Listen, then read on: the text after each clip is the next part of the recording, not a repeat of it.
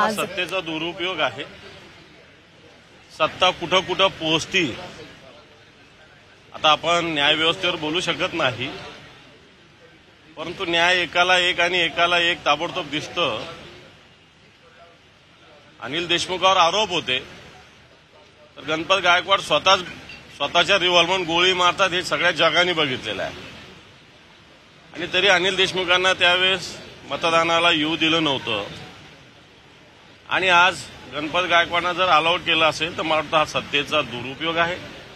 निवडणूक आयोग बायस आहे का हा प्रश्न पुन्हा एकदा आज निर्माण होणार आहे आणि मला वाटतं भारतीय जनता पार्टीच्या दबावाखाली हा निवडणूक आयोग सुद्धा त्यांचाच बटीक, त्यांच्याच घरचा सालदार, त्यांच्याच घरचा गडी अशा पद्धतीनं काम करतो हे स्पष्ट होतं।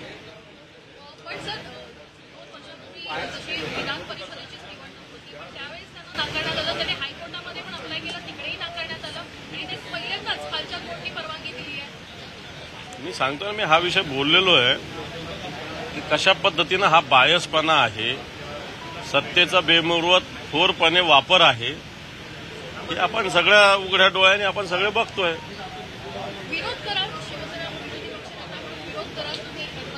हे बात तसं ऑब्जेक्शन दिलेलं आहे,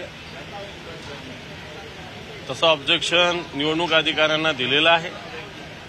आता पुढचा निर्णय त्यांच्या हाती, आम्ही याच्याशिवाय काही करू शकणार नाही।